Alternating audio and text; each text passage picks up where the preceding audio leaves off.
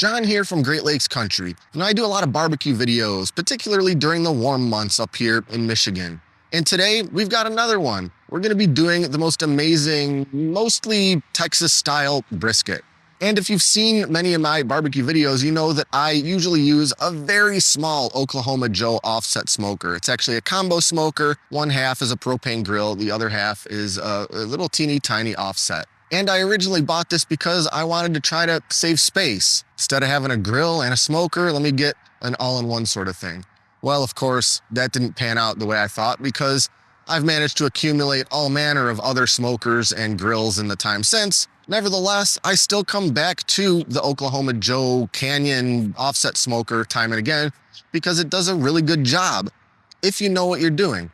Offset smokers in general are a little trickier to learn and get the hang of and get really dialed in. And a very small offset smoker is just all the more tricky to use. And that's because there's not a lot of room for the fire in the firebox, which makes it difficult to maintain pretty low temperatures pretty consistently. And in a lot of my videos when I'm using it, I kind of glaze over some parts like the fire management and some of the more maybe boring or nitty-gritty aspects of making some otherwise delicious food. But I figured it was time I made a video where I really kind of dig in a little more to how I use this smoker to make some great meats. Fire management, how I keep a relatively consistent temperature, a couple little tricks and shortcuts that I might take to kind of make it easier since it is a bit more burdensome to use than a much larger offset smoker or a different kind of smoker. All I know is I've made some absolutely outstanding briskets, well, and just about everything else with this smoker. And if you're looking at getting a pretty small offset for yourself, or you have one and you just can't figure out how the heck to make it work the way you need, well, I guess this video is for you. And I'll mention that it's an incredibly sunny day today, which is beautiful, but makes it really annoying and difficult to shoot video outdoors. Right now, I'm kind of next to the house where the shadow's helping me out. Most of this video is going to be in full sun, but we'll just have to do the best we can.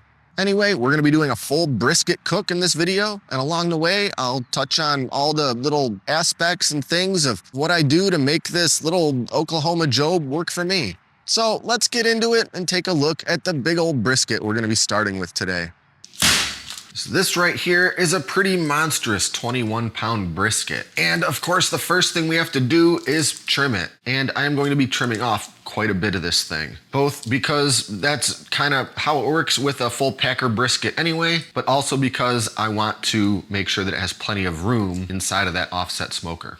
But anyway, we'll get this thing unwrapped, pat it dry with some paper towels so it's not dripping everywhere on my cutting board, and then we'll just get to trimming. I'll kind of fast forward through the trim because this isn't really a brisket trimming video, and I'm far from an expert on doing so. But we're going pretty standard Texas style brisket trim here. Get that big hunk of decal fat off of the meat side, trim up any silver skin and sort of dangly loose bits of fat or meat, flip it over, start taking a look at our fat cap. Definitely gonna have to shave that down a bit all over to get our, about 1/4 inch thick fat cap all over. I'll slice out a little bit of this kind of blob of fat right here that kind of lives on this side. And then we've just got to start shaping it. I'm going to trim the overall size of this down pretty aggressively because again, I do want this to fit comfortably on my smoker in a way that it's not, consuming the whole thing and getting really close to that firebox. Just give it some shape, trim down the sides, knock down this sort of mohawk part, smooth out any hard edges on the corners or sides. Just don't give that smoker any opportunity to want to overcook or burn anything. Well, definitely not the best brisket trim I've ever done. Scalped it in a couple of real bad spots there, but you know what? There's nothing I can do about that now.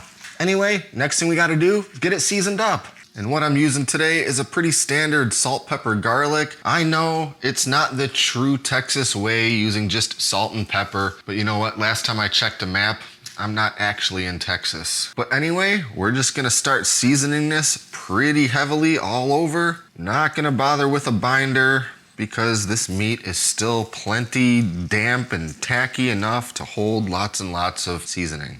So I'll just go down with about as much as I think I can get to stick to this big old brisket. And the ratio I'm using here is 2 parts 16 mesh black pepper, 1 part kosher salt, and 1/2 part granulated garlic. Just make sure to get all the sides and surfaces. We want to develop a great bark all over. And that's looking pretty well seasoned to me. So now I'll just leave this sitting here for a few more minutes while we go outside and get the smoker fired up. So to get my smoker fired up, I like to use one of these charcoal chimneys to get some good lump hardwood charcoal burning first. And to start that charcoal, I like to use a couple of these little bird's nest fire starters. Chimney goes right over top. I'll fill the chimney pretty much all the way with some charcoal. I could probably get away with about halfway up, but you know what? It's going to be just a little bit before I'm ready to put the brisket into the smoker. So I don't mind that my smoker will be heating up for a little extra time this morning.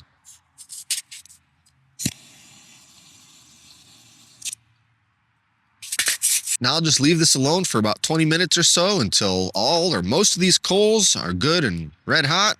And once those coals are ready, into the little firebox they go. This chimney has a hinged bottom, so I can just dump it right in like that.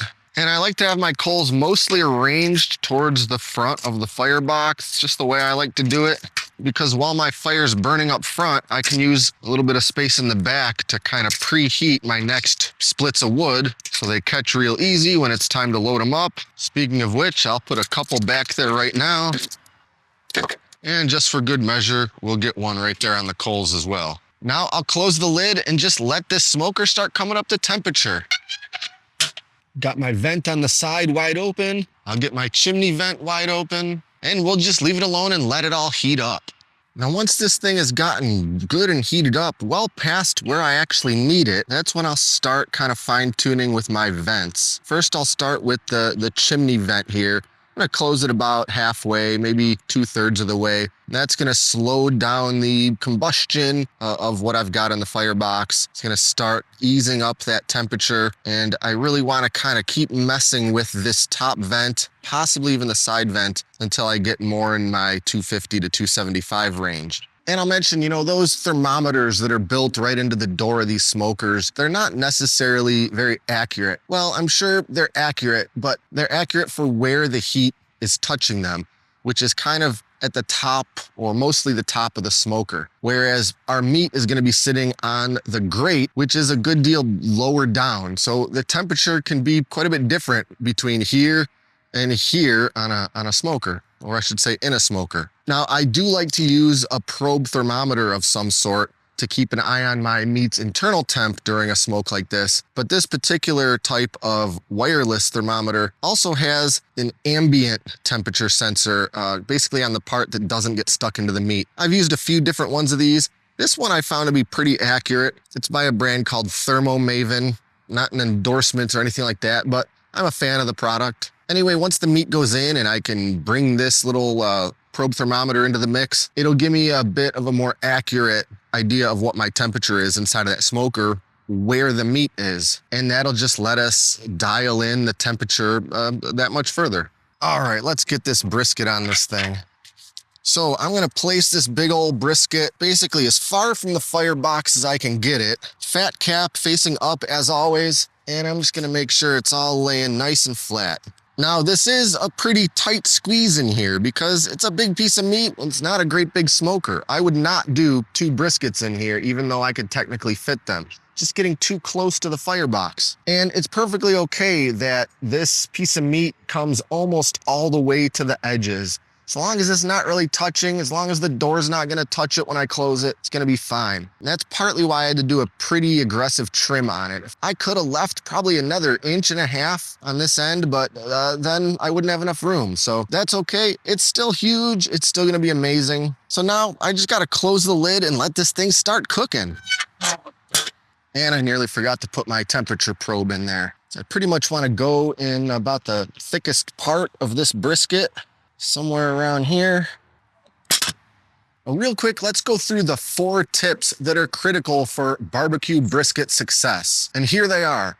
Trim it enough, season it enough, cook it enough, and rest it enough. If you skimp out on any one of these steps, your brisket isn't gonna be as amazing as it could be. And those 4 tips or steps apply no matter how big of a smoker you're using, or even what type of smoker or how expensive it was. Trim it, season it, cook it, rest it. And we're gonna be covering all of those steps in this video today, which is going to produce a wonderfully delicious and juicy and tender, smoky barbecue brisket. Now, we've already covered the trim it and season it. We're in the cook it step right now. There's just no rushing this. Whether you've got a pellet smoker or a great big offset that hardly needs any attention, or a real little guy like I have, which needs very frequent attention, you gotta let it cook long enough and you gotta let it come up to the temperature you need slow enough. Too much temperature, you're gonna burn the outside while the inside is still tough as leather. It's all about bringing it up to temperature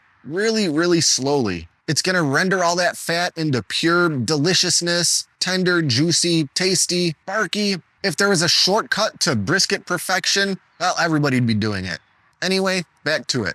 Now my temperature in there is looking pretty good right now, but in just a little bit, I am gonna need to add a little bit more fuel. And with this little offset, it really is going to require pretty regular attention. There's no putting in a wood split and leaving it alone for the next 45 minutes or hour and a half. It's gonna be about every 20 to 25 minutes. I'm gonna have to probably do something with it. And generally that'll be adding another one of my little chunks of wood. And today, as with most days, we're using oak. And when you buy kiln-dried hardwood for smoking, it comes in a split about like this. And if I had a great big smoker, this is what I'd be sticking in there. But that just obviously doesn't work for a smoker of this size. So that means I have to cut them down into much smaller little mini splits like this, which is probably, I don't know, about 1/5 of the size of the bigger one. But because they're so little, they burn up a lot quicker. So that means I have to replenish them a lot more often. Now, the number one challenge I've found with fire management in this little smoker is that when I'm trying to do a pretty low temperature, like 250 degrees, I can't have a lot of burning coals in there at any one time, which presents a challenge in the form of, by the time I need to actually add some more wood,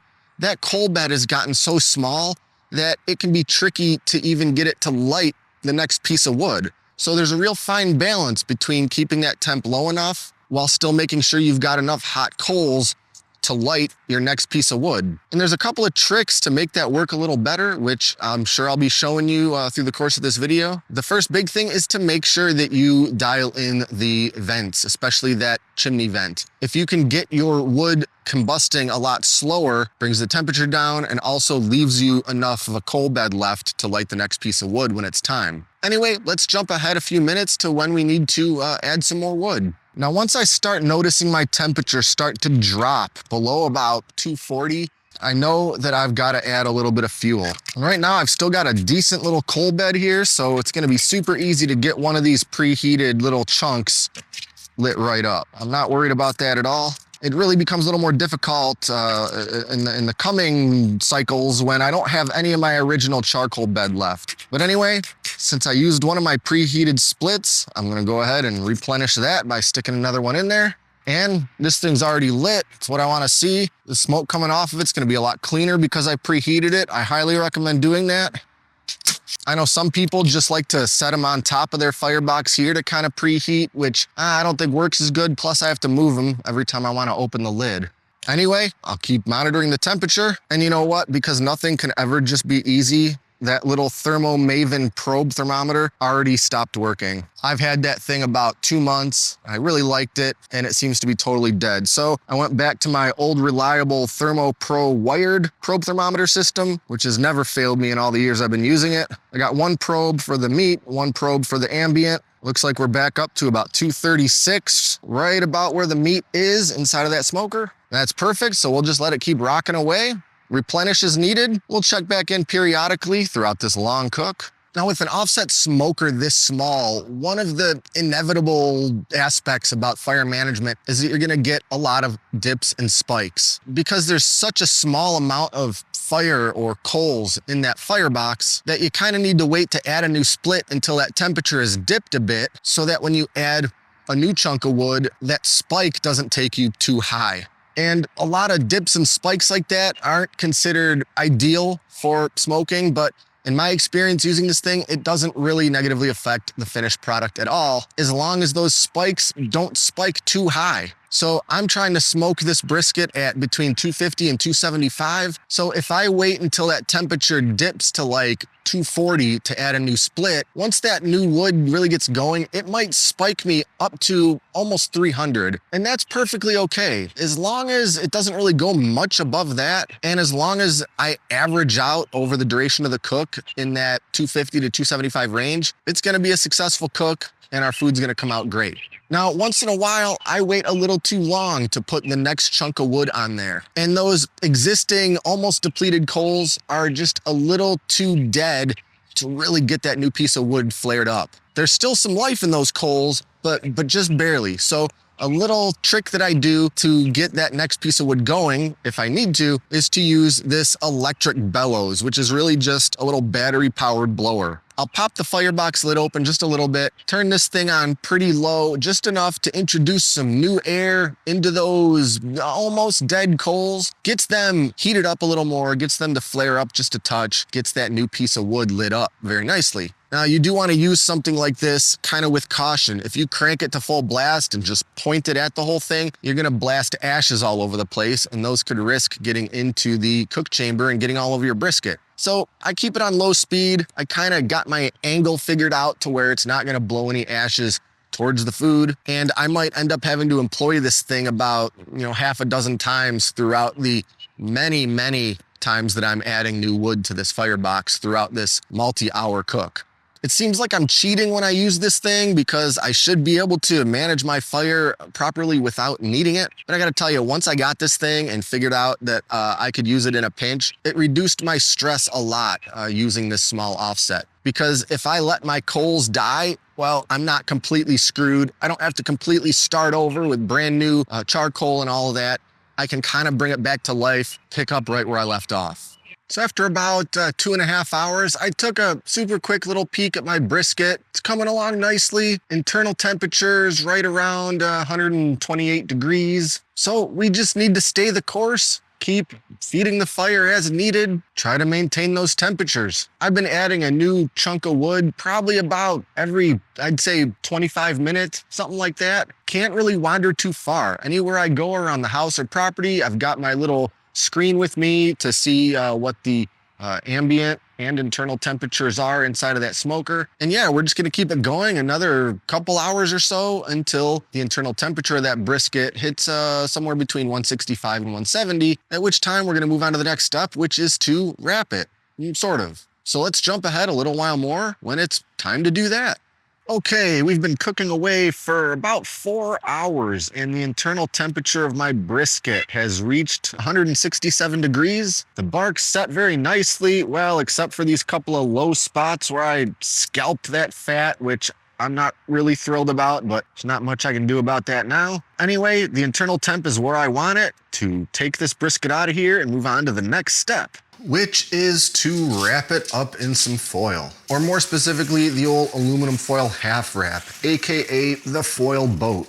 Some people like the full foil wrap, some people like the butcher paper wrap. I personally am a fan of the half wrap. It's gonna let the bark on top continue to darken up, while the sides and bottom will effectively start kind of braising in their own juices and fat, which in my opinion leads to an incredibly tender and juicy brisket that looks beautiful and has an amazing bark on top.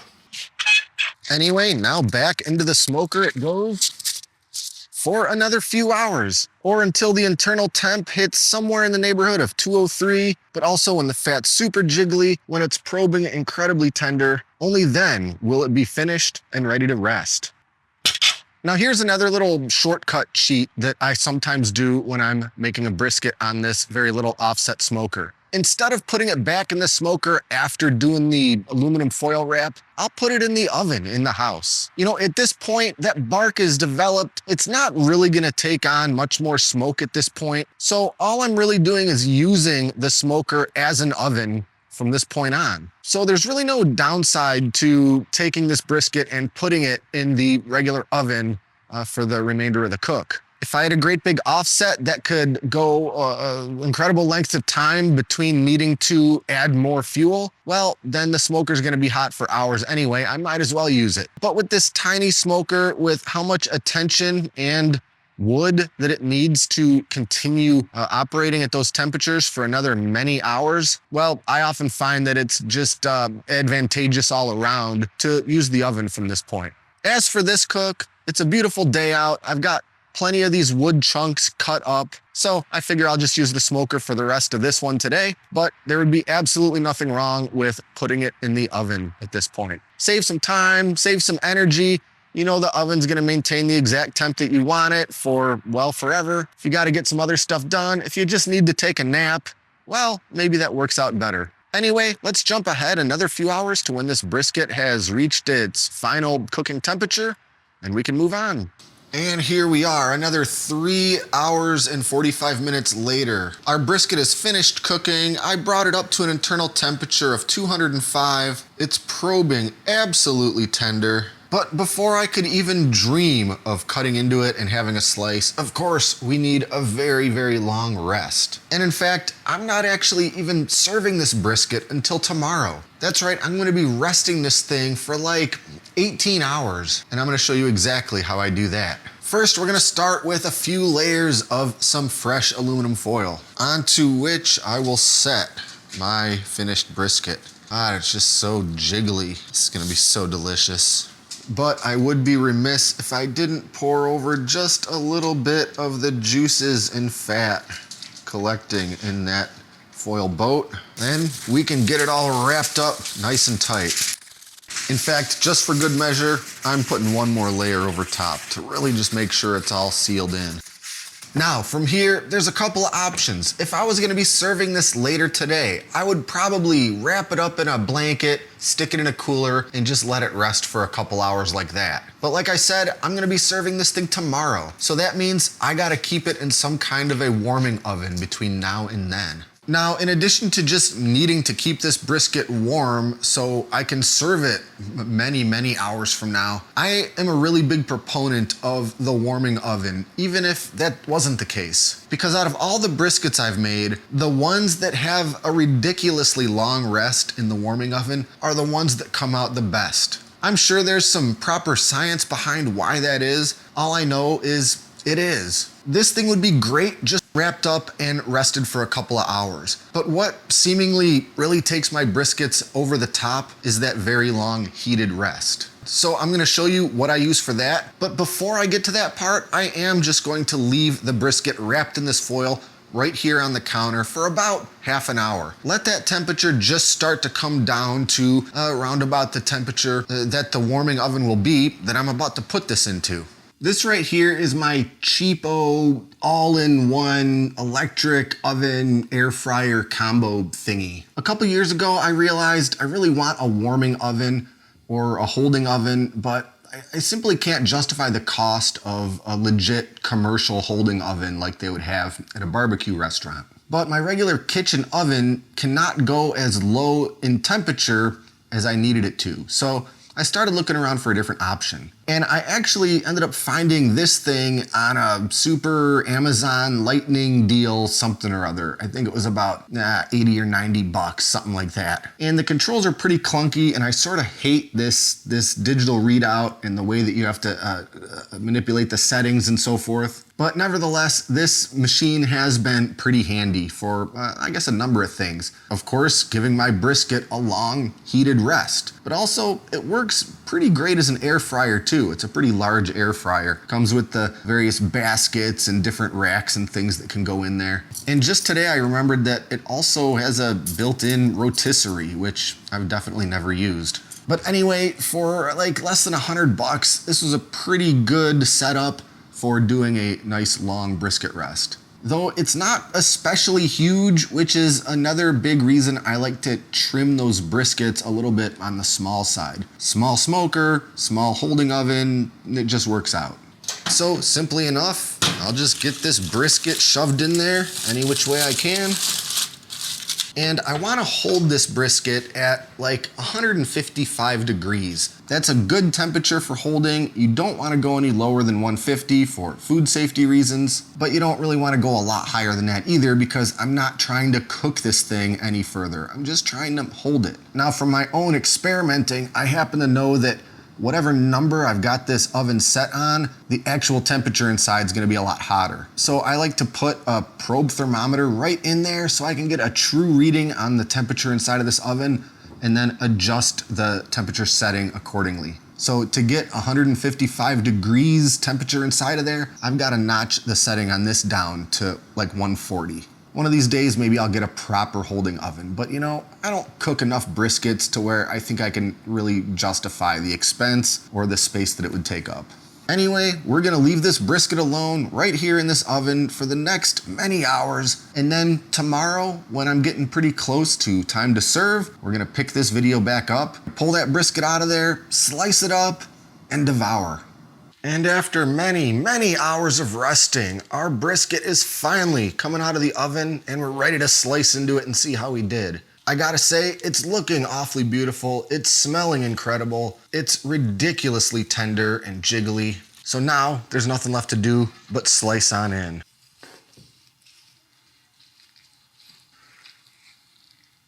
And look at that.